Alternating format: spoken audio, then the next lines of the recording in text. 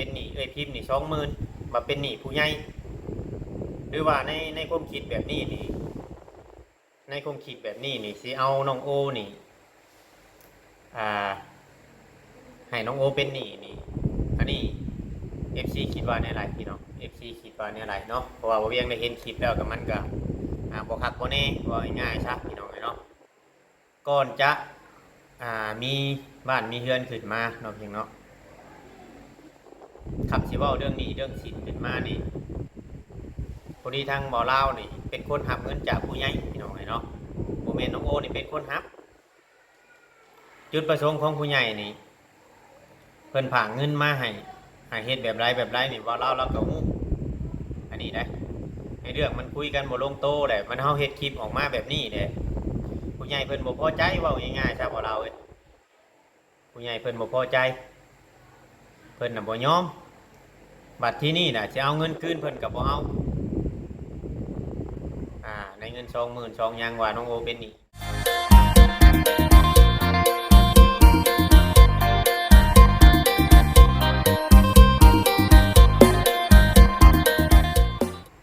กับทักทายสบายดีพ่อแม่พี่น้อง FC หรือว่าป้าลุงเตียงแพงเบิร์ดทุกคนเนาะเบิร์ดช่วงสวอนว่าสิเป็นพี่น้องทางฝั่งลาวเนาะแม่ FC ทางฝั่งไทยหรือว่าอยู่ทางต่างประเทศที่ว่าเข้ามาเบิ่งมาชมคลิปอยู่ในขณะนี้เนาะเพียงเนาะเข้ามาคอมเมนต์เนาะต่างๆนั่นนะมันก็มีหลายคอมเมนต์แล้วก็มีหลายมุมมองพี่น้องเนาะหลายคนหลายความคิดพี่น้องเนาะคือว่าในคลิปนี้บ่าวเวียงก็ออกมาชี้แจงเนาะออกมาชี้แจงในคลิปที่ว่ามันเกิดดราม่าขึ้นมานี้บางคนก็บ่าวเวียงเจ้าก็เอากับเขาอยู่บ่เรื่องแบบนี้นู่นนั่นนี่พี่น้องอันนี้ทุกคนที่เข้าไปนี่มันเป็นจุดประสงค์ของผู้ใหญ่ทุกคนที่เข้าไปมันเป็นจุดประสงค์ของผู้ใหญ่หนึ่งในนั้นก็คือบ่าวเวียงคือมีทางแม่เนาะแม่คิมพี่น้องไงเนาะที่ว่าเพิ่นมีเงินสมทบในตอนซื้อดินเนาะในตอนซื้อดินแต่ปัจจุบันนี้แหละทางพิมพ์เนาะก็ขออนุญาตซื้อเพิ่นคือทางพิมพ์นี่ผู้เพิ่นซื้อดินในจำนวนเงินที่20,000เนาะพี่น้องเนาะเพราะเพิ่นคุยกับบ่าวลาวในเรื่องมื้อก่อนที่ฝากเงินมาซื้อดินเนาะก่อนจะฝากเงินมาซื้อดินนี่เพิ่นให้ว่ามีชื่อเด็กน้อยนั้นแล้วก็บัดมื้อซื้อดินเนาะทางบ่าวลาวเราก็ได้บอกอยู่แต่ว่าแต่เช้าทีมงานเขาไปบ่ทันผู้เราแจ้งไปบ่ทันเพราะมันเศร้าเกินสีหูกีตาตื่นอะไรว่าง่ายๆซะอันนึงมาว่าเราอยู่บ้านนั่นมันก็สีไปทันแน่ไวๆแน่ว่าเป็นจุดประสงค์ของผู้ใหญ่ผู้เพิ่นเฮ็ดเฮือนฮะ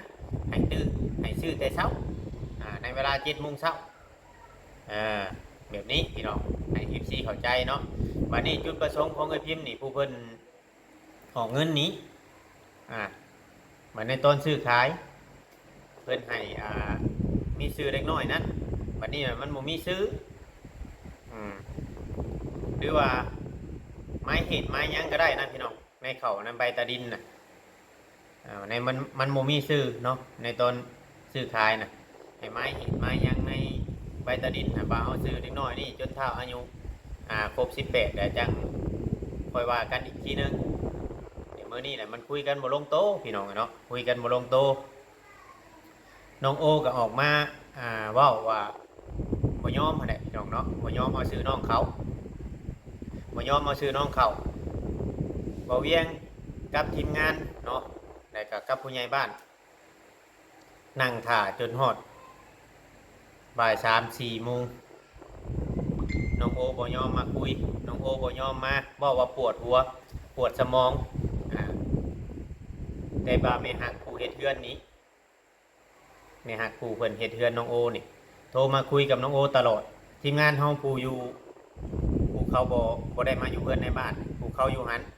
เขาก็เว้าอยู่ว่าคุยโทรศัพท์กับแม่ฮักของน้องโอนี่คุยกับน้องโอตลอดแต่ว่าเฮาให้บ่เล่านี่ไปนำน้องโอมาเนี่ยน้องโอบ่มาบัดพอทีมงานเมื่อเบิดพอทีมงานเนี่ยเมื่อกลับบ้านเป็นทุกคนเนาะน้องโอเนี่ยมาเฮ็ดคลิปกับบ่าวลาวมาเฮ็ดคลิปกับบ่าวลาวแล้วก็ในเรื่องว่าให้น้องโอนี่เป็นหนี้ ให้น้องโอนี่เป็นหนี้เอ้ยพิมพ์นี่20,000มาเป็นหนี้ผู้ใหญ่หรือว่าในความคิดแบบนี้นี่ในความคิดแบบนี้นี่สิเอาน้องโอนี่อ่าให้น้องโอเป็นหนี้นี่อันนี้ FC คิดว่าในไรพี่น้อง FC คิดว่าในไรเนาะเพราะว่าบ่เวียงได้เห็นคลิปแล้วกับมันก็บ่คักบ่แน่ว่าง่ายๆซะพี่น้องเนาะก่อนจะมีบ้านมีเฮือนขึ้นมาเนาะพี่น้องเนาะขับสิเว้าเรื่องนี้เรื่องสินขึ้นมานี่พอดีทางบ่อลาวนี่เป็นคนหับเงินจากผู้ใหญ่พี่น้องเนาะบ่แม่นน้องโอนี่เป็นคนหับจุดประสงค์ของผู้ใหญ่นี่เพิ่นผากเงินมาให้เฮ็ดแบบไรนี่บ่อลาวเราก็ฮู้อันนี้ได้ในเรื่องมันคุยกันบ่ลงโตแหละมันเฮาเฮ็ดคลิปออกมาแบบนี้แหละ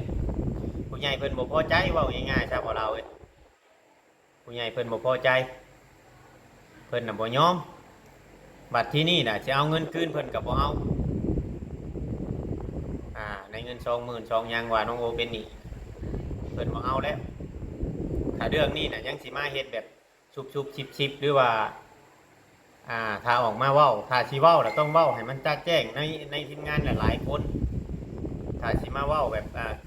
เจ้าสิเว้าแต่กับน้องโอ2คนนี่มันคล้ายๆแบบเอาน้องโอนี่มาเป็นเครื่องล่อว่าง่ายๆซะเครื่องล่อให้หลายๆคนนี่เข้าใจกันผิดแต่เข้าใจทั้งเอ้ยพิมพ์นี่ผู้เพิ่นออกเงินผิดคือว่าจุดประสงค์ของเรานี่ในมื้อนี้ที่ให้เขาไปเคลียร์นี่แค่เอาชื่อน้องเขาเราบ่ได้อยากยุ่งยากหลายเพราะว่าในคลิปเราก็เว้าอยู่แล้วในคลิปเราก็เว้าอยู่แล้วว่าเราบ่อยากยุ่งยากหลายกับในเรื่องนี่พี่น้องเนาะในเรื่องที่ลงที่ดินนี่บัดที่นี่แหละมันมีคลิปนี้ออกมาแหละเพิ่นบ่อยากยอมพี่น้องเนาะก็คือทางในเรื่องกรณีที่ทางบ่ลาวเป็นหยังเอ่ยพิมพ์จังบ่โทรไปคุยไปยังแน่จังบ่โทรมาคุยมายังแน่นะพี่น้องมันก็ว่าจุดประสงค์ของเพิ่นนี่อันนั้นพี่น้องเนาะจุดประสงค์ของเพิ่นน่ะเพิ่นบ่อยากเว้ากับเจ้าแล้วเพิ่นจังแต่งให้ทางตูซิดนี่เข้าไปแต่จะเรื่องมันสิเกิดยังขึ้นก็เฮาบ่ฮู้ต่อไปในอนาคตเนาะเพราะว่าเฮาก็พยายามอธิบายให้กันฟังเล่าให้กันฟังเนาะพี่น้องในทุกๆเรื่องแต่พอที่นี่แหละมามีคลิปนี้ออกมาเนาะคลิปที่ว่ากำลังปล่อยออกมานี่มันเป็นการแบบเจ้าของเงินเพิ่นจุดประสงค์ให้เพิ่นเว้าง่ายๆฮะสิเปรียบเทียบง่ายๆครับสิเว้าเพิ่นสั่งให้เจ้าไปซื้อลาบซีนมากินเจ้าไปซื้อตำบักหุ่งเนาะใจเพิ่นนี่อยากกินอยู่แล้วลาบซีนเจ้าไปซื้อตำบักหุ่งมาแนวเพิ่นบ่อยากบ่ง่ายๆซะมันบ่ได้ใจเพิ่นเรื่องของเรื่องมันบ่ได้ใจเพิ่นเจ้าเฮ็ดผิดตัวนี้ข้อที่ว่าเจ้าผิดน่ะแต่บัดทีนี้สิ่งที่เพิ่นเรียกร้องนะคือผู้ที่สร้างบ้านนี้บ่มีส่วนในการซื้อดินเนาะบ่มีส่วนในการซื้อดินแหละเพิ่นน่ะคือว่าเป็นความออกความคิดความเห็นว่าง่ายๆใช่เนาะเป็นคนที่ว่าออกความคิดความเห็นแบบเกินหน้าเกินตาแต่คำว่าเฮาสิอยู่ซื่อถ้าว่าเพิ่นอยู่ซื่อหรือว่าบ่เข้าไปโต้แย้งกันในคอมเมนต์ในคลิปเนาะมันก็สิบ่มีปัญหาหลักๆเลยก็ตั้งแต่มื้อนั้นเนาะพี่น้องปัญหาหลักๆเลยก็คือว่าบ่เวียงนั่งถ่ายคลิปน้องโอ้ยเนาะคือว่าทางแม่เพิ่นเนาะผู้ใหญ่ใจบุญเนาะทางแม่รุ่นโลดเพิ่นอยากจ้างน้องโอ้ยนี่ส่วนดินอยากจ้างน้องโอ้ยส่วนดินแหละบ่เวียงก็นั่งถ่ายคลิปตัวนี้แหละทางมาเล่าก็มาก็มีผู้ใหญ่ช่างให้แหละพี่น้องเนาะทางมาเล่ามาบอกว่าสร้างหามเนาะมีการสร้างหามเกิดขึ้นตะกี้น่ะบ่ได้มีว่าไผสิเอาเงินคืนหรือว่าบ่มีไผว่าสิให้ชื่อดงที่ดินอันนั้นได้พี่น้องได้ก็มีการสร้างหามได้ก็สร้างหามฮอด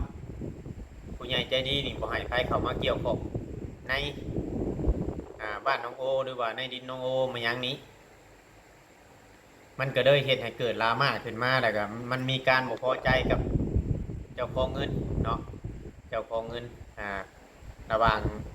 ผู้เฮ็ดเรือนกับผู้ซื้อดินเนาะแล้วก็มีการโต้เถียงกันในคลิปในคอมเมนต์พี่น้องเนาะอันนี้ในคลิปในคอมเมนต์นี่ FC สิมุมมองไปแนวไหนก็อย่าถ้าว่าเป็นผู้ใดก็ย่าผู้ใดก็ตามถ้าว่าเงินเฮานี่จุดประสงค์เฮานี่สิไปซื้ออันนั้นแล้วแต่มันบ่ได้ในจุดในใจเฮานี่เฮาก็คือเสียใจได้พี่น้องมันเป็นการบ่ให้เกียรติเงินเพิ่นว่าง่ายๆซะเงินนี่ถึงมันสิน้อยถึงมันสิหลายนี่ก็คือว่าเงินเนาะเพิ่นมอบหมายให้สิไปซื้ออันนี้เฮาว่านั่นแหละแต่ว่าเฮามาเห็นคลิปแหละบัดนี้แหละทางผู้ใหญ่เพิ่นน่ะแชทมาว่าเพิ่นบ่ยอมเอาเงินคืนเนาะในเรื่องนี้นะแต่เพิ่นสิเอาเรื่องพี่น้องเนาะแจ้งให้ฮู้นำคลิปนี่แหละพี่น้องเพราะว่าเรื่องมันได้เป็นเนี่ยได้ซะพอมื้อนี้เนี่ยเฮาท้านมโอนี่ถ้าว่าโอ้ยว่าง่ายซะไปสิเอิ้นนั่นนมโอนมหยังก็ยากถ้าว่าโอ้ยพี่ชายของน้องแต้หรือว่าอ้ายน้องแต้นี่แหละพี่น้องเนาะคือเฮาเลยเคยเว้าออกมานี่แหละถ้าโอ้ยนี้มาแล้วก็เราจิตอนแรกนะมาเนาะพี่น้องเนาะตอนแรกนะมายืนอยู่หันกระถือหางมิ่มมาเนาะถือหางมิ่มมาอันนึงมายืนอยู่ข้างล่างเพราะอยู่เทิงมันเต็มเลยมายืนอยู่ข้างล่างพอเขาเว้าในเรื่องว่าจะเอาซื้อน้องเขาแล้วก็ทางน้องก็ย่างหนีไปเลยบ่ยอมอยู่โตแต่บ่ยอมพอในบ้านว่าจะเอาเรื่องเอาชื่อน้องเขามันฉับนี้เนาะแค่ไม้เหตุไว้จนน้องอายุครบ17-18 ปีเนาะเพียงเนาะว่าเขาซื้อดินให้เด็กน้อยเนี่ยก็หลายคนอยู่พี่น้องเลยเนาะเขากับไม้เหตุไว้อย่างเช่นน้องจ้อยไปยังนี่เขาเห็นเรือนจนเล้วน้องก็ยังบ่ฮอดตอนนั้นก็คือเขาหลายคนอยู่พี่น้องเนาะซื้อดินไว้แต่ไม้เหตุไว้มันบ่เกี่ยวกับอายุได้อายุบ่ได้ในการซื้อดินนะแต่ว่ามันมีชื่อยูทูบเบอร์ติดไปอยู่แล้วนะห้ามขายระบุไว้นู่นนั่นนี่แหละพี่น้องเนาะระบุไว้ในใบชื่อขายนี่ก็ออกมาอธิบายให้ FC ฟัง FC สิมาหลามาบ่เวียงเนี่ยหลายกระยาพี่น้องเนาะบ่เวียงบ่ได้สนใจสิมาเว้านี่นั่นนี่กระยาแต่ว่าเฮาเข้าไปในจุดประสงค์ของผู้ใหญ่บ่ว่าสะพานบุญคนใดเนาะพี่น้องที่ว่าเฮ็ดสะพานบุญนะถ้าผู้ใหญ่ได้มอบหมายให้แล้วก็ใครก็ว่าจะทำหน้าที่ของตัวเองนั่นแหละแต่ว่าเขาเบิ่งหมอเล่าเนี่ยครับเราก็จะทำหน้าที่ของเราเพราะว่าเราก็คุยกับผู้ใหญ่ของเราว่าเขาบ่ฮู้ได้ว่าจุมเจ้าคุยยังกันนะกะเพราะว่าในมือนี้นะในกรณีมือนี้นะเราก็เมื่อยล้มได้ล่ะพี่น้องเอ้ยแต่หลายเทื่อล้มนะล้มกับผู้ใหญ่แต่ว่ามันคุยกันบ่ลงโตมันคุยกันบ่แตกเงินกับบ่ยอมเสียดินกับบ่ยอมซื้อให้ไหม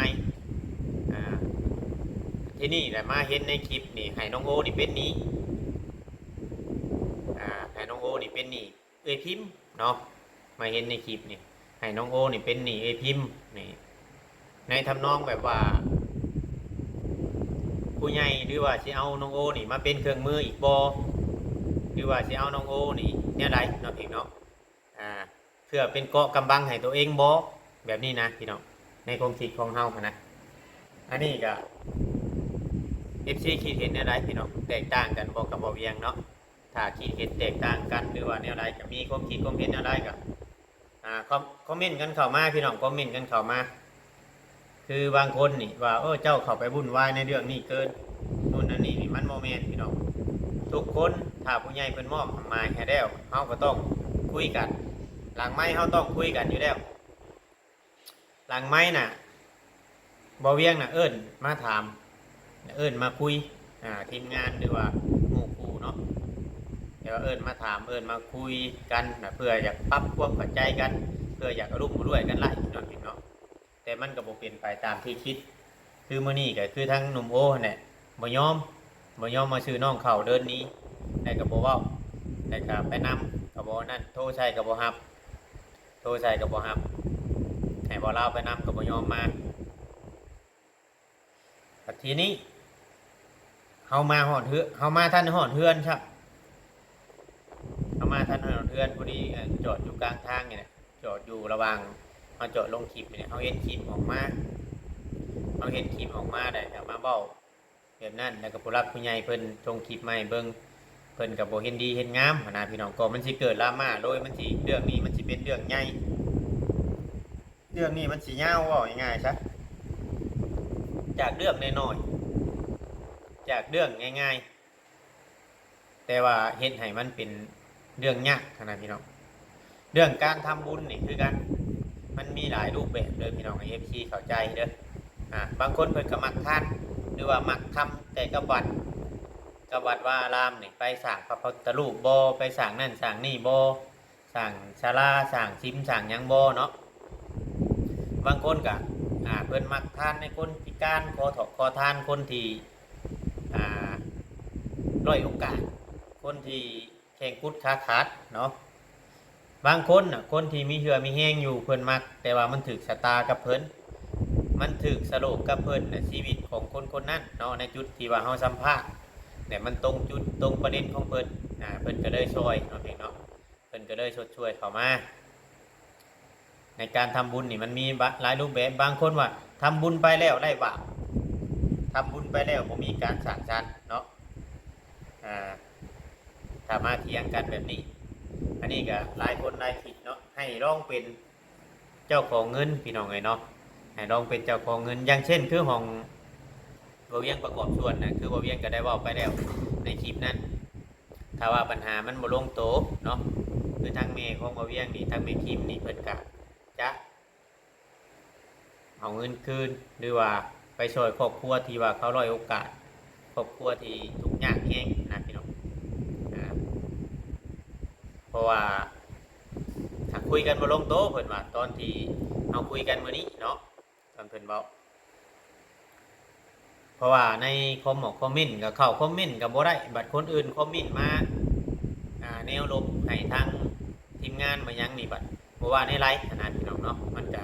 เพราะว่าทุกคอมเมนต์ทุกการที่ชมนี่มันบ่มีแต่ฝ่ายหนึ่งฝ่ายเดียวเลยมันมีบ่ทั้งสองฝ่ายมันออกมาโต้แย้งกันตลอดนะพี่น้องในคลิปนะว่าเมื่อนี้นะมันโมลงโตแล้วเดี๋ยวคุยกันเนี่ยมันมีคลิปออกมาตอนแรกนะในบ้านนะบอกว่าเดี๋ยว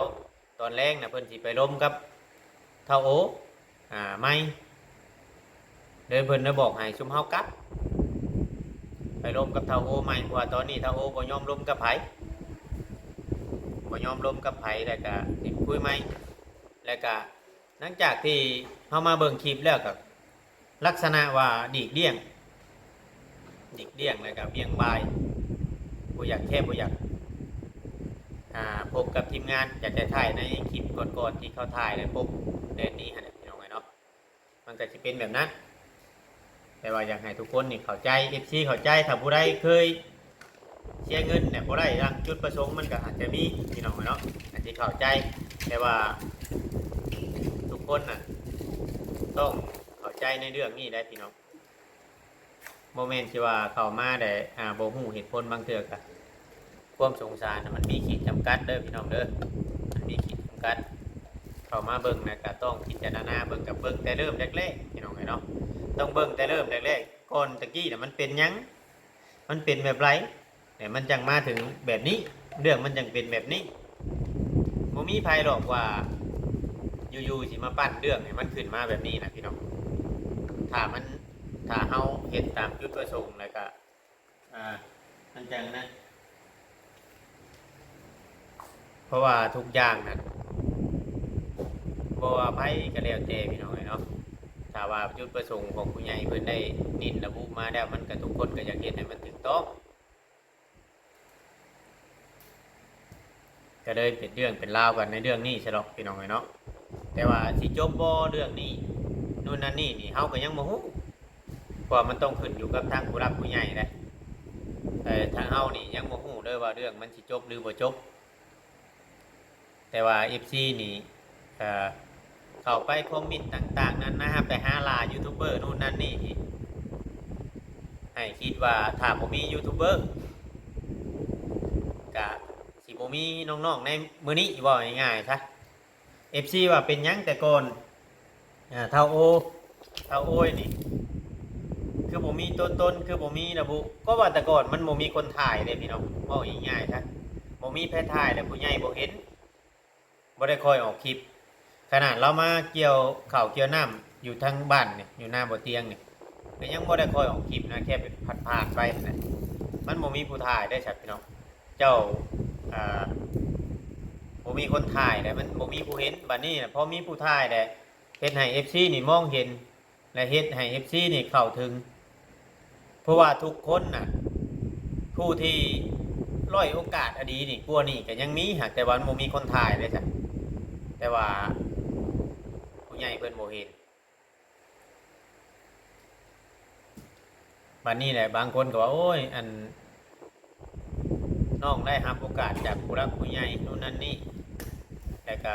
ควรจะปล่อยวางแล้วในเรื่องนี้น่ะคือทางไอ้พิมพ์เรายืนยันเนี่ยในคลิปมื้อนี้เนาะคือเราอะลักๆแล้วน่ะที่ดินน่ะเป็นของน้องโออยู่แล้วหากแต่ว่าแค่อยากเอาชื่อน้องน่ะเข้ามาอยู่ในใบสนุดแล้วก็ถ้าว่าน้องโอนี่เป็นคนดีหรือว่าบ่ผิดคำมั่นสัญญากับผู้รักผู้ใหญ่หรือว่า